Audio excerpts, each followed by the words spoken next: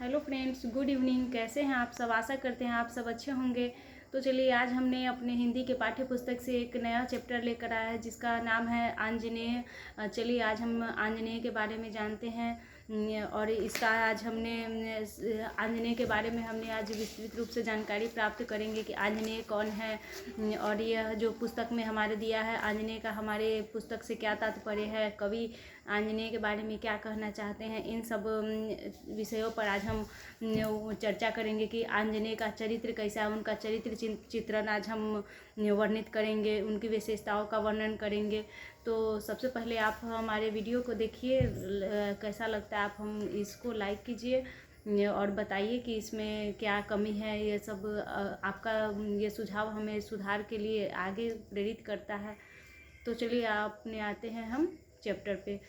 सबसे पहले आंजनेय महाकवि की बहुस्तरीय एक काव्य कृति है। उनकी एक बहुत ही विशेषणीय यह काव्य कृति है। बहुमुखी आयाम होने के कारण इसमें विभिन्न प्रकार की भाव सारणियों का भी सहज रूप से रूपांतरण किया गया है, प्रत्यांकन हो रहा है इसमें। यह भक्ति प्रवण वीर रचनात्मक है, परंतु इसमें राष्ट्रीयता, प्रकृति, सौंदर्य इत्यादि चीज़ों से भी इसे वर्णित किया गया है। और आज हम इसमें जानने वाले हैं कि आंजनेय किसे कहते हैं। अंजनी का जो पुत्र है उसे इस पुस्तक के माध्यम से आंजनेय का नाम दिया गया है। अंजनी के पुत्र जो हनुमान जी हैं, उनको जो रामायण में वीर बजरंगबली, हनुमान इन्हीं नामों से उन्हें जाना गया है, वही आंजनेय है, वही अंजनी पुत्र है, वही पवनसुत हैं। तो आज इस काव्य के माध्यम से यही कहना चाह रहे हैं कवि। हमें उन्हीं के बारे में, उन्हीं का चरित्र चित्रण हमें आज दर्शाना है। भगवान श्री राम सिंहासन पर बैठ चुके हैं। समस्त प्रजा में आनंद उल्लास की बाढ़ सी आ गई है। राम राज्य का सुख सपना एक नए ढंग से संवरने लगा है। सब अपने अपने सुख में संवरने लगे हैं। इस खुशी में स्वयं राजा भी यथोचित दान उपहार बांट रहे हैं। रामचंद्र जी दान उपहार बांट रहे हैं।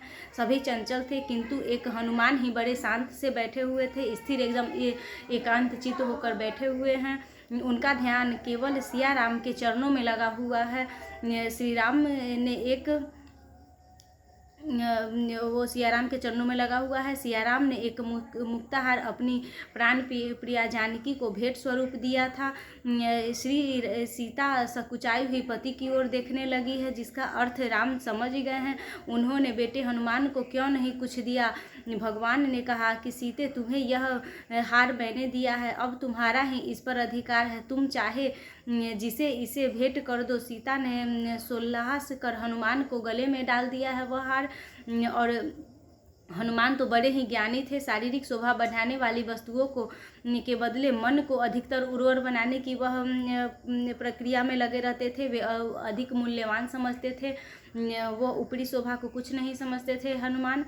और एक एक मोती वहीं तोड़कर वे उसे खोजने लगे हैं। मोतियों के सारे दाने तोड़ दिए और अंततः निराश हो गए। सभी आश्चर्य से उन्हें देखने लगे हैं। और तभी राजा विभीषण ने पूछा है उनसे कि आपने यह क्या किया। माता जानकी ने इससे कितना क्लेश होगा, वह कितना दुखी होगी। फिर आंजनेय तभी कहते हैं, सीता राम के रूप में से जो परे कुछ भी व्यर्थ है। इन मोतियों के दाने आराध्य ही मुझ में दिखे हैं, इसलिए इनका मेरे हित में कुछ अर्थ ही नहीं है। हनुमान का चरित्र यहाँ कितना उज्जवल, कितना मार्मिक और कितना निष्ठावान दर्शाया गया है, यह इनके चरित्र चित्रण से ही हमें पता चलता है। ऐसा भक्त चरित्र ही भला कोई दूसरा मिल सकता है। हनुमान की धारणा थी कि उन्हें सोने चांदी नहीं, भगवान और मिट्टी के प्रभु मिल जाए। आवश्यकता मन में उन्हें चाहने की होती है। तभी विभीषण ने उनसे कहा है, आपके शरीर में तो आराध्य नहीं दिखते हैं, फिर भी क्यों नहीं चीर फाड़ डालते हैं। कोई आराध्य तो आपके शरीर में ऐसा नहीं है। कहते हैं कि चुनौती पर अपनी छाती चीरकर उन्होंने सीताराम की प्रतिमा को सभासदों में उन्होंने दिखा दिया है। वो कह रहे हैं कि चारित्रिक ऐश्वर्य की पराकाष्ठा ही कही जाएगी। सृष्टि के इतिहास में असत्य की चुनौती पर सत्य का यह प्रमाण सिद्ध होता है। ऐसा यह बिल्कुल अकेला ही प्रतीत होता है, जिसके गले में पड़ी हो प्रभु के कर कमलों की माला।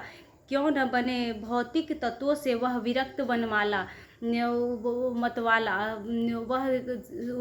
वह तो जान रहे हैं कि हमारे पास तो श्री राम ही हैं और अब हमें और चाहिए क्या, वह ऐसा सोच रहे हैं। सच्चे भक्तों का चरित्र श्री हनुमान की तरह ही होना चाहिए। एक दूसरा प्रसंग भी है जहाँ श्री हनुमान के महिमामय चरित्र पर दोगुना आलोक प्रतीत होता है। एक बार श्री सीता मांग में सिंदूर लगा रही थी। हनुमान कौतूहल से उन्हें देख रहे थे। उत्सुकता वक्त हाथ जोड़कर उन्होंने पूछा, माँ तुम सिंदूर क्यों लगा रही हो? जवाब में इतना ही कहा कि श्री रघुपति जी को यह लाल रंग अत्यधिक अच्छा लगता है और यह लाल रंग उनकी उम्र को बढ़ाता है। इससे पथ में विघ्नों का नाश होता है और अंधकार में उन्हें प्रकाश की किरण दिखाई पड़ता है। जब उन्होंने माता के मुख से ऐसा बात सुना तो फिर हनुमान जी थोड़ा देर भी नहीं रुके और सिंदूर में तेल मिश्रित करके वह अपना शरीर गैर लाल रंग से रंग लिया। वह पूरे अपने शरीर में ही लाल रंग से सिंदूर लगा लिया। जब श्री राम ने देखा कि हंसे और लोगों ने देखा और हंसे और पूछे कि तुमने यह क्या किया और क्यों किया, माता सीता भी पूछी। तो इस पर हनुमान ने एक बड़ी ही मार्मिक बात कही है, जो भी रंग तुम्हें भाता है वह मेरा वेश पाता है।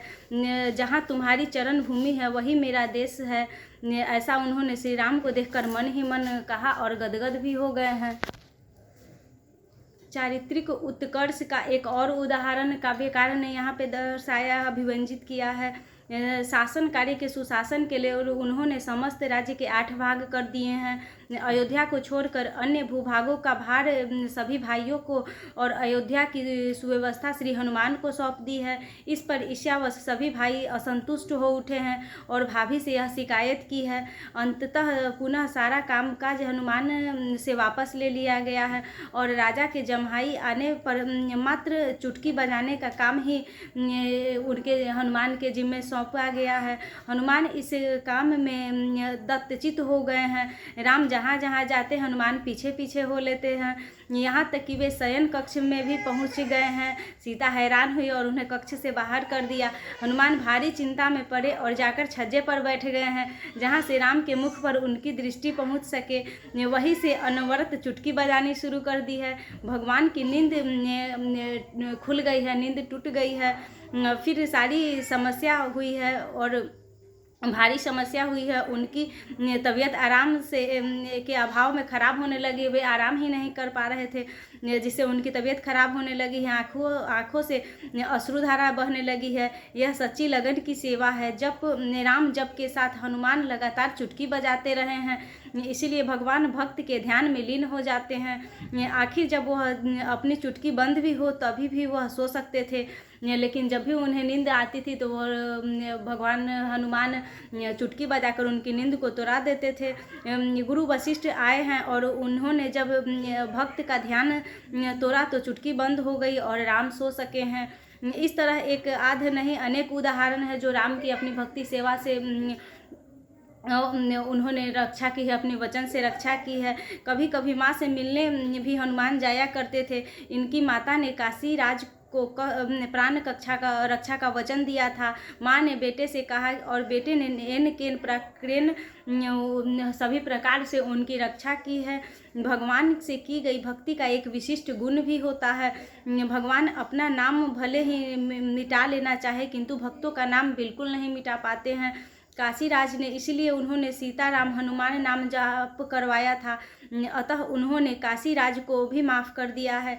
काव्यकार ने अपने इस विषय में इसलिए कहा है कि वे हनुमान पर ही काव्य लिखने को चौकस रहे, भगवान पर नहीं, क्योंकि वो इसमें भक्त की गरिमा को दर्शाना चाह रहे हैं। भक्त किस प्रकार का हो इस पर वह दर्शाना चाह रहे हैं।